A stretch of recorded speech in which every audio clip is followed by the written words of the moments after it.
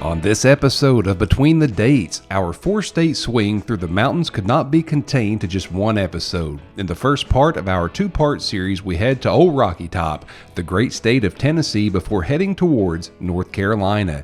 2 amazing grave sites, 2 completely different stories, one big slice of Americana. We take you there along with some special spots along the way in this episode of Between the Dates.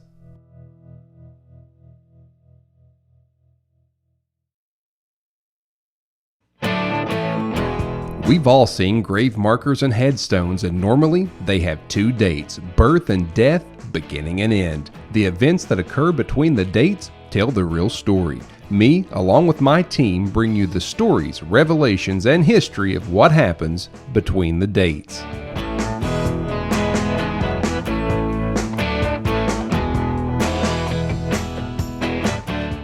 It is a cool and crisp, very early morning here in Northeast Kentucky, and we've got a huge day of filming on this episode of Between the Dates.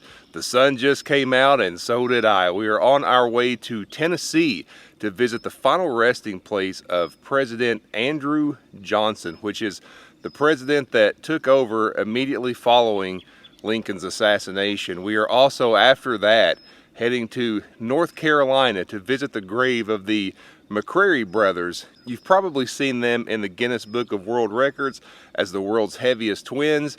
Their pictures were everywhere during the day. We're going to go visit their grave, and who knows what we'll find in between there. We have got a long way to go. So join us. Let's head on out to Tennessee, North Carolina, and let's see what we can find.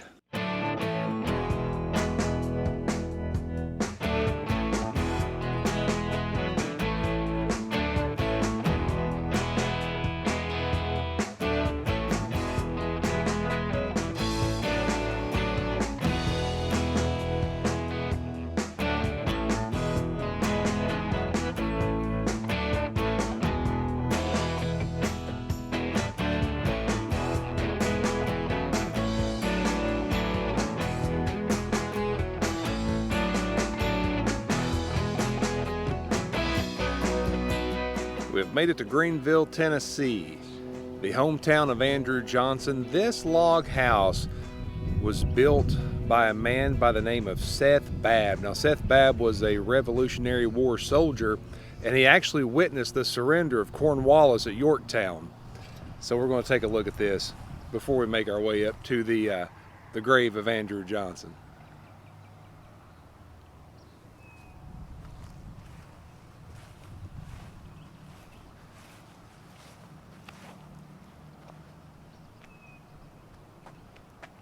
Of course, this tells a little bit about it.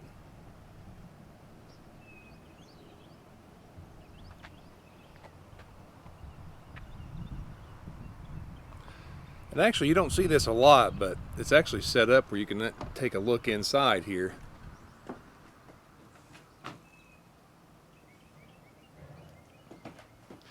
This 1787 home was one of the first in Greene County. What you see here is how the home might have looked around 1840.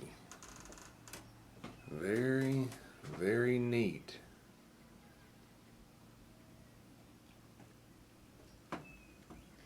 You never know what you're going to find in these old historic towns.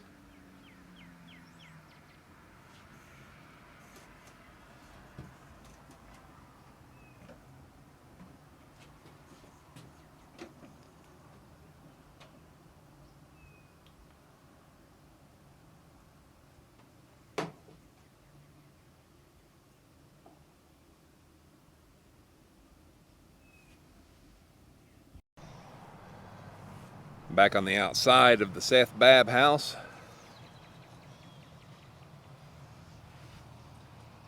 You just don't see a whole lot of stuff like this.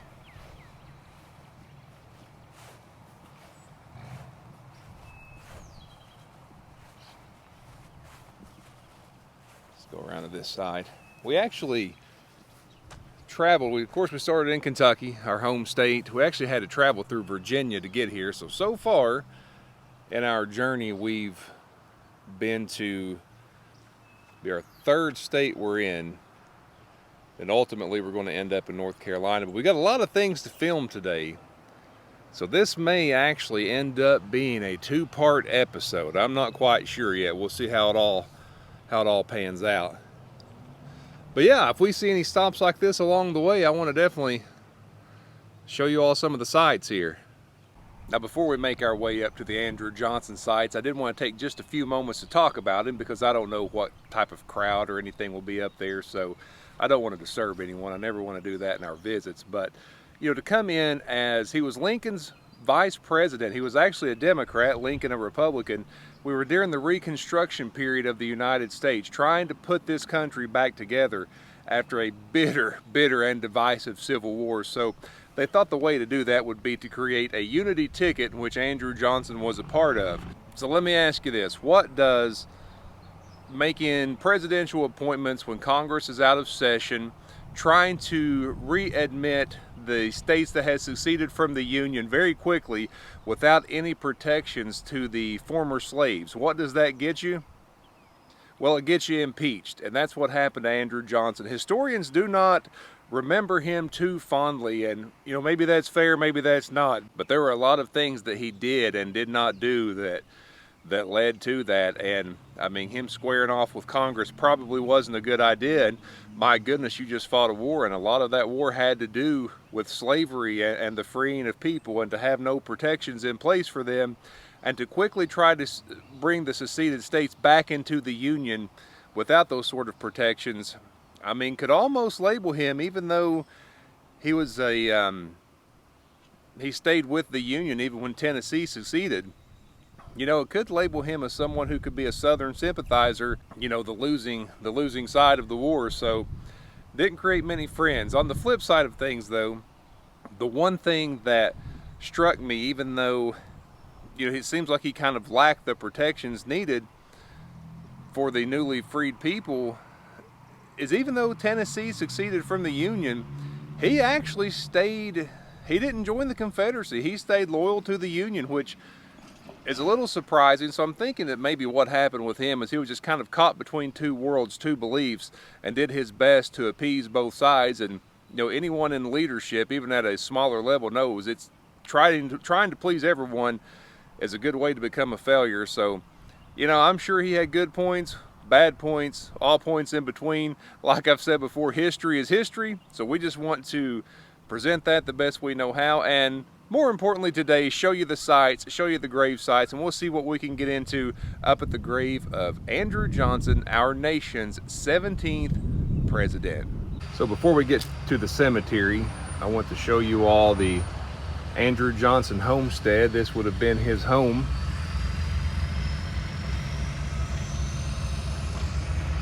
There's a lot of history in this town, and they've done a good job of preserving their presidential history here.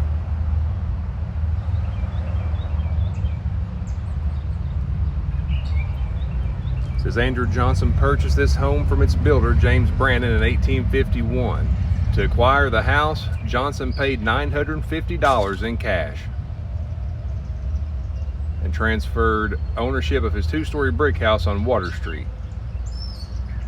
Johnson owned the homestead and its associated grounds for 24 years until his death in 1875. So the home is right over here. And it is also on beautiful grounds. It's, I mean, really the historic sites that we have seen so far, the grounds are so well taken care of and maintained, and just a beautiful place.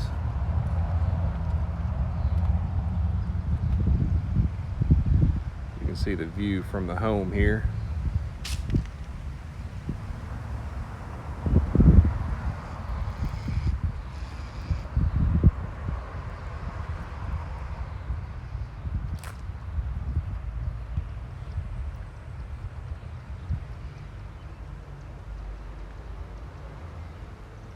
Even today, as you're going to say, for its day, I would say this was a very nice place. Even today, this is a nice place. So I can imagine how nice it was 150 years ago.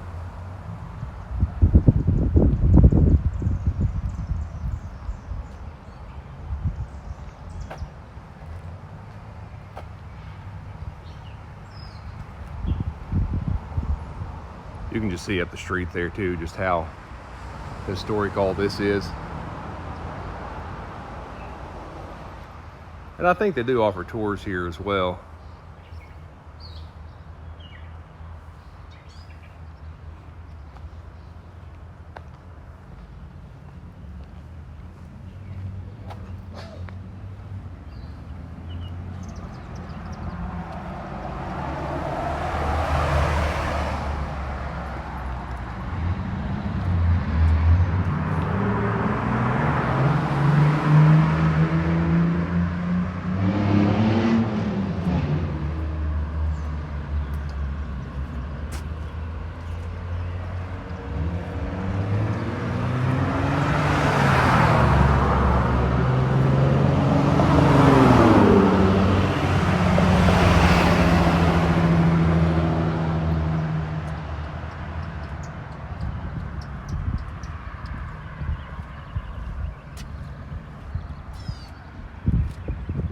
Very, very neat.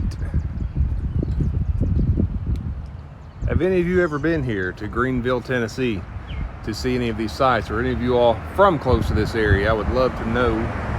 Let us know here in the comments and we will move on. I want to show you all this. Just across the road from the Andrew Johnson house that we were just at is the former home of Valentine Sevier. Oldest home standing in Greenville, built circa 1795. I mean, that's some history right there.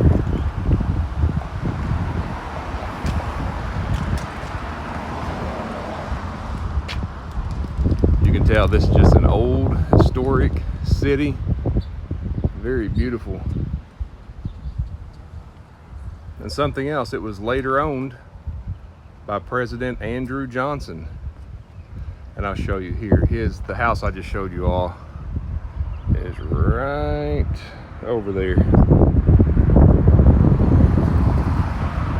Actually, it may have a better view of it from here.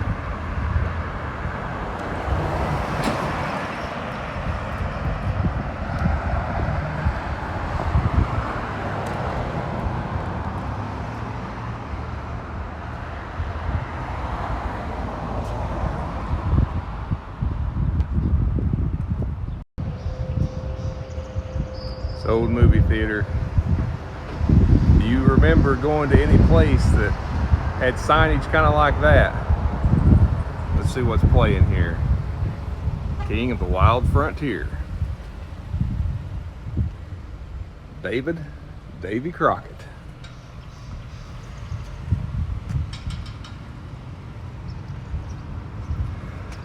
It says Davey Crockett was born in the limestone area of Greene County, Tennessee, on August 17, 1786. In 1955, Walt Disney brought Crockett to the screen and renewed his Greene County roots by bringing Fess Parker to Greenville for the movie premiere at the Capitol Theater. This colorful mural, painted by local artists, depicts Joe Kilday, depicts the hero of the Alamo. So, Fess Parker came here for a premiere of Davey Crockett. Sorry about the noise. Look at these old, I mean, this is some history right here for sure.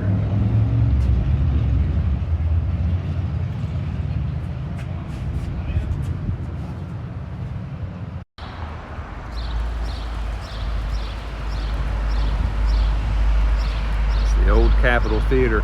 Now this is actually just right across the road from the Greene County Courthouse.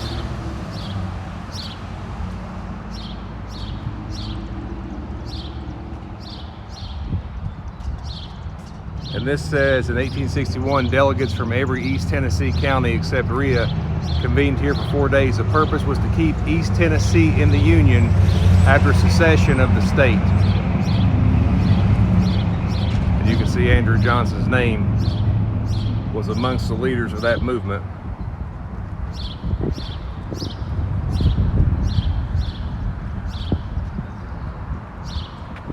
It's a monument honoring the Union soldiers from Greene County.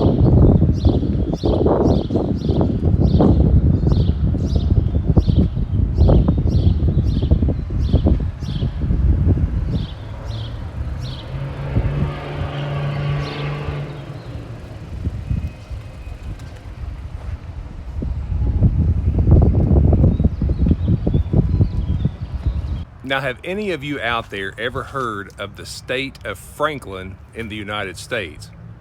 Well, that's because there really wasn't a state of Franklin, but those who believed in its cause called themselves the Franklinites, and they tried their best to survive in statehood. It was never fully accepted or never authorized by the government, but Franklin did declare themselves a state. There was their capital. Let's go take a look at it. This apparently was about a 4-year period. They called it a treacherous period, which it tried to become a state, the state of Franklin and the Franklinites. And this is where they did their business. This is where, well, this is a replica of where they did their business, is what it would have looked like back in the day. But yeah, never recognized as a true state, but they declared their independence as one. You can see right here the counties of the state of Franklin.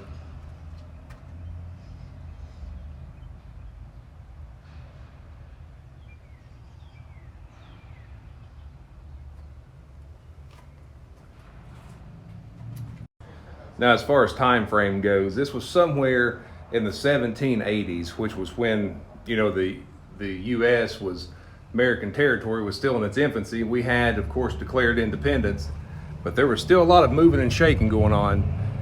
And before the state of Tennessee as we know it took shape, Franklin was a part of the conversation. Now, Franklin wasn't exactly huge, but it wasn't, you know, terribly small either.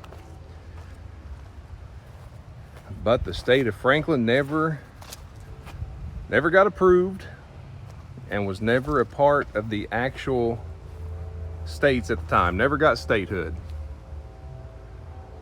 They were a small but apparently a mighty bunch. And for 4 years, I mean, they did try to function as their own state, so they had some sort of a government set in place. You just never know what you're going to find. You really, really don't. And I know this is the nerd coming out in me, but I just love history. I love discovering new things. I love seeing new things, and I love taking you all along with me. How many have heard of Franklin? Let me know if you have. We have made it to Andrew Johnson National Cemetery, and I'm going to say this. We are on top of a hill. There is a ton of wind, so I'm hoping that doesn't hurt us too bad on how this comes across. So you can see right here, these are absolutely beautiful grounds.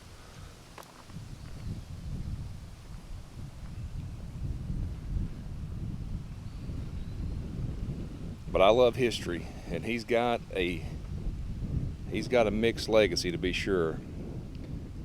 But wow, to be able to visit the grave of a president. It says, welcome to the Andrew Johnson National Historic Site. This site commemorates the life and work of the 17th President of the United States, Andrew Johnson. Born in poverty, Johnson rose from Greenville tailor to the nation's highest office. His political philosophy was based upon a strict interpretation of the Constitution, a belief in states' rights, an unshakable commitment to serve the working man, and a conservative attitude toward government spending. Johnson's presidency, including the impeachment and acquittal, occurred during the chaotic aftermath of the Civil War. And that does a pretty good job of summarizing. So let's go up here and just take a look at it. Him and his family are buried in this site.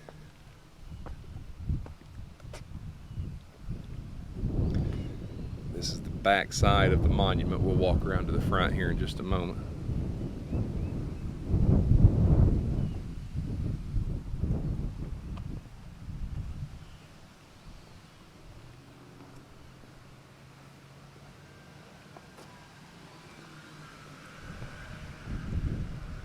And this is a national cemetery, so you've got the graves of soldiers and those that served in the armed forces. That's kind of around the hillsides here. We'll go take another look at that, or look at that here in just a few moments.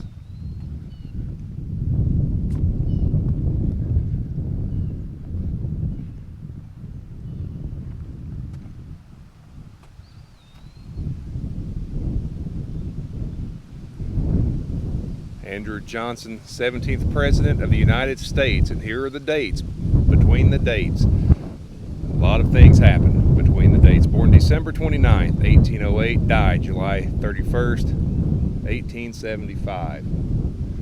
He actually died of a stroke.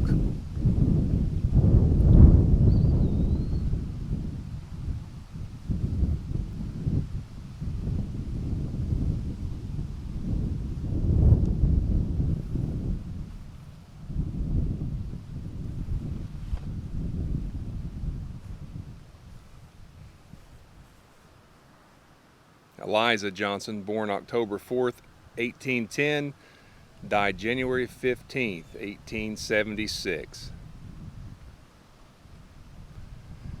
We're in the mountains of East Tennessee, and it is it's beautiful up here. It really is. Like I said, very windy. So I'm hoping that doesn't impact too much.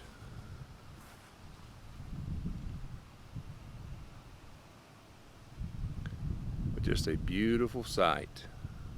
Beautiful area.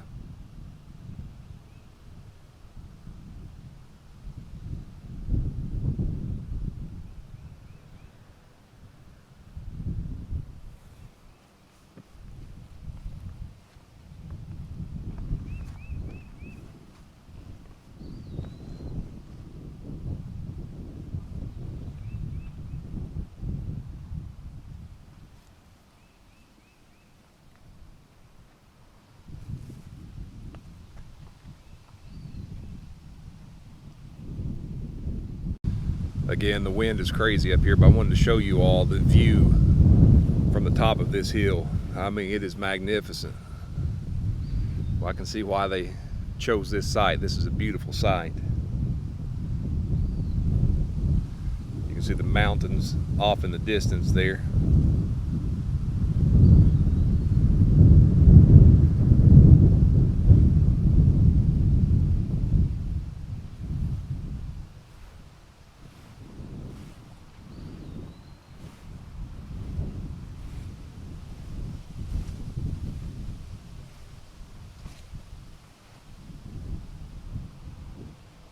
See more graves down here.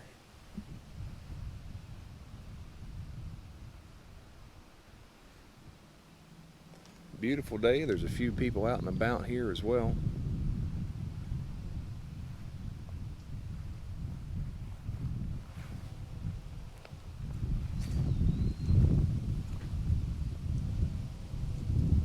You know, I'm just standing here looking at his gravesite, and I just can't help but think, I mean, that Reformation period had to have been just a tough period to try to come back from. And something else I thought was interesting, per his wishes, his body was actually wrapped in an American flag, and a copy of the Constitution was laid under his head, and that's how he was laid to rest. But just a very interesting time in the history of the United States. We are at the David Crockett, or you may know him as Davey Crockett homestead here in Tennessee, and I certainly hope you have enjoyed the visit to the final resting place of President Andrew Johnson. And as I mentioned earlier in the video, this may be a two-parter, and it's going to be a two-parter. So please check it out next time. We're going to start our visit to North Carolina. Still in Tennessee. We're going to start our visit at the Davey Crockett homestead. Then we're going to head to Hendersonville, North Carolina, to visit the final resting place of the McCrary brothers, also known as the McGuire brothers. They were in the Guinness Book of World Records as the world's heaviest twins. They even went after the World Tag Team Championship and even appeared on the circus circuit. So join us next time. Thank you all so much for watching. I will see you again soon. We've all seen grave markers and headstones, and normally they have two dates: birth and death, beginning and end. The events that occur between the dates tell the real story. Me, along with my team, bring you the stories, revelations, and history of what happens between the dates.